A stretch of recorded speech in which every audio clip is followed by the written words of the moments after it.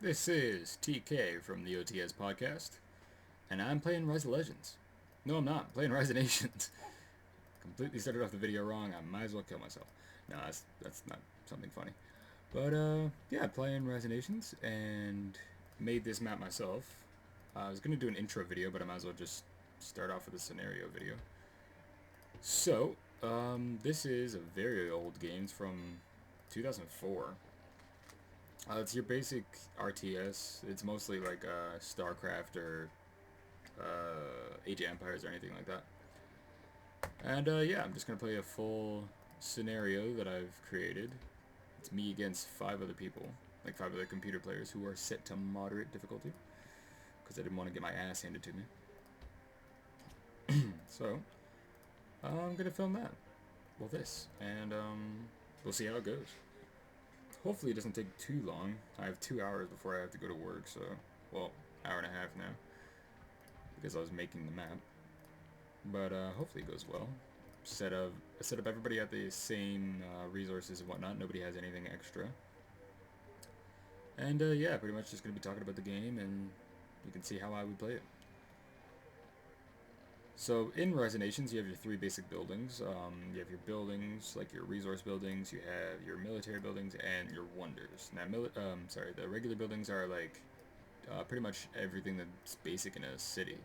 So you got your churches and temples, you got your marketplaces, um, your libraries, all your farming stuff for all your resources, all um, these pretty much increase the proficiency of your resources up here. So as you can see, right now I'm getting 70 per 30 seconds, and you can increase that by building more woodcutters and everything like that. So that's pretty much what I'm going to start out doing, is trying to get as many resources as I can. Food is generated by farms, and some other things like these, which give you bonus things. And you can tell how many people are supposed to be in the buildings working for you by looking up here. So it'll always tell you if you're missing one. Half the time I am, just because I accidentally grab them from farms and things like that. The temples increase your taxes, so you get a little bit more wealth from when your caravans are going back and forth. Excuse me. There we go. So right now I'm pretty much just setting myself up as much as I can. Don't have a library to research things. Libraries are only used for advancing your city, so that your city's smarter and provides more and can handle more resources rather than just sticking with the base at the ancient age. You want to get. I stopped it at the modern age for the scenario, just because I didn't want it going too crazy with like nukes and all that shit. It gets really out of hand. But hopefully I can get started soon with research. There we go. So now I'm slowly advancing my nation up here in the library. If you click on the building, you can see how far along you've come, and the more you research, the more you can add to your city. So now I can probably build a new building. I'm completely wrong, but soon I should be able to build a new building. I can put another wood cutter camp there. There we go. Oh wait, no, need more food. And the more libraries you have in each city that you build, the more you can research at one time of these. So now I got a woodcutter going. So now I'm at the top proficiency at the moment. If I research commerce more, then I can upgrade that. So I'll research it now and get a commerce limit raised. And then after that, I'll research civic level 1 so I can build another city. And then I'll try to advance in age. Now, I say that I'm going to do this, right now, but you actually have to wait for your farms to actually give you enough. So right now, since this upgrade is at 100 now, but I'm already generating more wood than my city can handle, so I'm going to have to wait to upgrade this again. Now, sometimes you can upgrade twice because you have enough resources at the time, but I'm going to go in order. That way, I can do everything at once when I do have the resources. But for now, we're not doing too bad. Nobody else is ahead of me. Everybody's kind of at the same age. King Louis is a little bit ahead of me. He's at 17% to advancing to the next stage. I think that's what that means. I want to say yes, but we're at peace until everyone, or I think at least somebody has to hit the modern age in the library. But for now, everybody is at the same, so now I can research this, and my scout just found yellow, which is the Nubians. And so far, I can't really see anything with my scout. I've got an idle citizen. You can click on the this button down here and figure out who's just standing still so you can actually use them. Okay, now I can build a marketplace and generate some wealth, so I can actually bring in some money for researching things and buying units. Now normally you would think in an RTS I would try to build my army up, but we're at peace until the modern age, so when I get close to the modern age, then I'll start building my army. But for now, everything's just devoted towards building enough resources to pay for the army. There's two types of units in the what the hell do they call this? The market. And you have the merchant and the caravan. The merchant goes to these resources, as you saw near the Nubians too. They have cotton down there. And up here beside me I have relics. So I get reduces research and upgrades time by 33% on the colleges that you'll see in just a few moments. As soon as I upgrade a few more times, I'm going to advance age as soon as I get my farms producing 202. I'm quite close to that. And I'll be the second one at the second age. What is the second age? The classical age. Classical as in building, not as in music. At least I don't think. There's another resource down here, but I'm going to wait until my city border here extends a bit. But for now, I can build another city as soon as I get 60 food. Really need to work on my food not distribution, but production there. Try to get that up.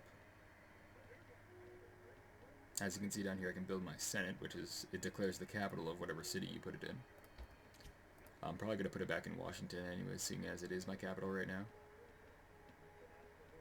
And I'm going to, can I build any more? No, I can't. Okay, so right now you can see the metal, which comes from the mountains. You can build a mine there and try to develop metal for your armies and stuff like that for research. And knowledge came down here because the only reason I'm generating is because I have this, but for now I have to build universities for scholars to do knowledge things, for them to research knowledge. And knowledge can be used to, again, upgrade your library and allow you to build more things and upgrade your army more. Everything kind of goes back to the army in this. So now I can start building farms in my next city right here. Need some more citizens though. Oh, I can set up a caravan to go back and forth between cities, giving me some wealth. Bringing in the money.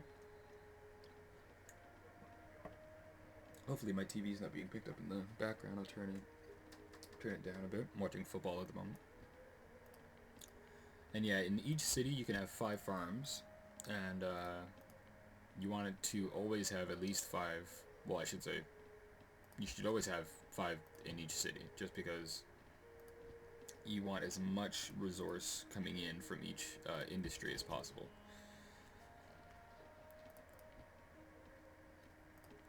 Same thing with the temples and the universities and things. You can always put you always put 1 in each city, because each one you have contributes to the total that you have. So you always want these full. It tells you up here, like I said before. Sadly, I need more wealth. So hopefully I can research the commerce level again and get another city. I can. Oh, it's civic level. That's what I need. I can upgrade all of them. Awesome. And the same thing goes with the amount of libraries you have in your city. The more you have, the more you can research, like I said before. And I'm going to move their spot over here so I can actually see them when they come out. And, oh, no. Don't want them to auto-explore. So now I can build the proficiency buildings. That's what I like to call them. They increase your amount of tinder output from the woodcutter camp. So you want... Same thing goes with as many woodcutter camps as you can put in a spot. They all go to the tree. And you want to try to get as many people onto this... I'm pointing at the screen with my finger like you can see it.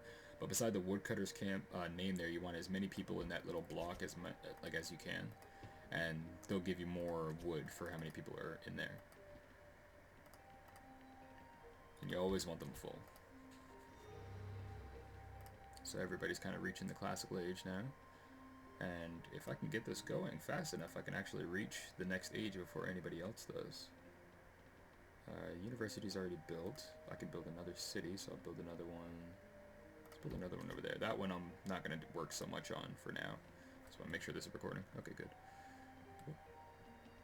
And, yeah, pretty much that's all I'm going to be working on for the first little bit. When is the modern age? The classical, medieval, gunpowder, enlightenment, industrial, modern. Okay, there's modern. So I've got plenty of time to worry about my resources before working on my army. I'm going to go for the Wonder of the Terracotta Army because it gives you 3 units every 30 seconds. And you don't have to worry about using resources for them. So I think I might build that right now. I can't. Okay, so I can build the Colossus, I'll build second. But the American nation has the nation ability of letting you build the first wonder for free. Or sorry, instantly, if you have the resources. So that's always good, and it's always good to have the Terracotta Army because the 3 units every 30 seconds is always helpful. Although it does take off your population limit by a lot, seeing as you have units being made essentially by themselves. But it's always good to have the Terracotta Army. So everybody's pretty much advancing a little bit slower than I am. I'm going to build the proficiency buildings, as I like to call them, right now in both cities. So this I can put up here, and this I will put right there when I have 40 metal, but I need a mine, so I'll put a mine here. And this merchant I'll send down to the wine. And cost of unit upgrades reduced by 20%, and I get 10 food and 10, I think it was metal. Put another metal mine there. And now it's just distributing citizens at this point. You wait for food to come in, and you distribute the citizens to each of the different camps. That way, oh, sorry. That way, I can keep working and keep bringing in all these resources and try to get them to the cap and then upgrade again. So now I'll put this guy in the woodcutter camp and see what upgrades I can get. So now that university is going to be full, and I'll build another one down here. Not enough wealth. How much wealth do I need? 70. So somebody else is going to the 3rd age already. And so can I. Need 2 more merchants. Or sorry, caravans.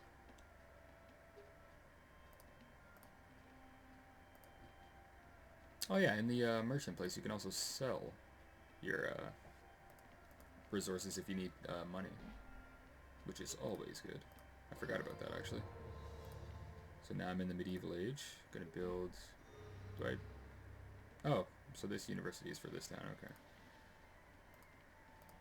I'll put these up. I've got an idle citizen somewhere. Oh, there we go. You always want to make sure your citizens are doing something. You need more food for that. And the caravans will find their way to the 2 towns. They just kind of figure it out. Right, sometimes you actually have to click on them though.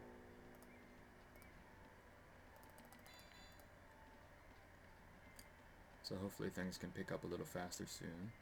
I'm at the limit for food and wood, but I'd really like to see that raised.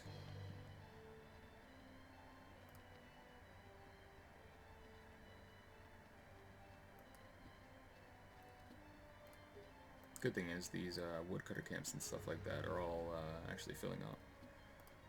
And they're not at the limit yet of how many people they can get, so that's good. Okay, so now that's raised to 200, which is really good. For the time being, that is.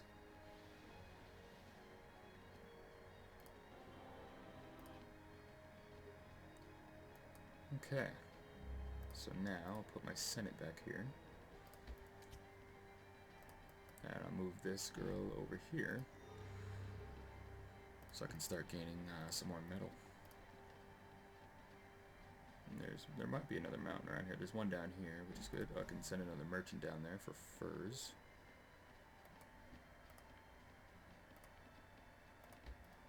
You pretty much want one of each building in all of your cities. Basically what it boils down to. Now I do have a choke point in this right here. So this is good. I think I might stop production of my city and whatnot right here, and then just keep up a good defense. And kind of border myself off. Speaking of which, I should be able to build the Terracotta Army now. Yes, I can. So this will be made instantly since I have the American nation. And then I can start production on my next one when I have the wealth. And like I said, what these guys will do is it'll produce units every 30 seconds. It'll be the base unit, but they're actually not bad units for free, essentially. And perhaps at some future time I will deign to have dealings with you. I think that's how you pronounce that, deign. But I guess he finds me as a equal adversary. I thought I made a merchant, but I guess I didn't. Need some citizens, that's for sure. There goes some units right now. Just the basic slinger unit. But I should make a barracks and upgrade my units as I go along. Go with depotism. Or depotism. I don't know how you really pronounce that. Let's see if I can sell anything in my marketplace. Sell some wood. That way I can upgrade my universities. And a few other things, which is good. There's my general. Yeah, people want to coexist with me peacefully so far, so this is good. It means that I'm actually, doing well for myself. Because they can walk into my nation for now, and I can walk into theirs, and they can see, how I'm doing, how many resources I have, if I'm actually set for when the peace timer is stopped. Because you never know when that might take you off guard if you're not paying attention to how many ages you're advancing. I should really work on this next city.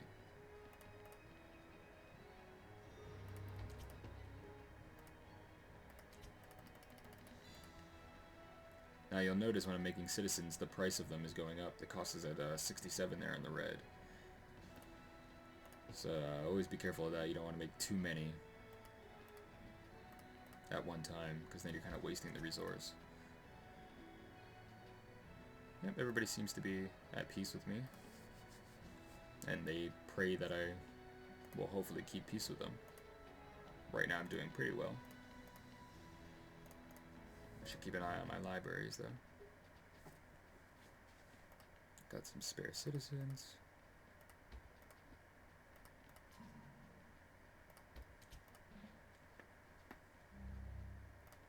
And I should be able to build another mine right here. Because the metal is not at the top at the moment. There we go. Another proficiency building for the metal. I'll upgrade agriculture and carpentry. What else can I do? Upgrade that. Upgrade the tax system. And that seems to be it at the moment. Anything going on at the library? Oh, I can advance in age as soon as I get 450. Well, that's good. Now, I'm missing citizens from some places, as you can see up here. So university somewhere needs a scholar. Oh, right there. Okay. A woodcutter missing from somewhere, and some mines. Probably this mine. Yeah, it's missing 3 people. So let's do let's do the woodcutting first. Must be this one over here. Yeah. And the 2 miners have to go over there. It's always good to check on this from time to time just to make sure that you have the most that you can get.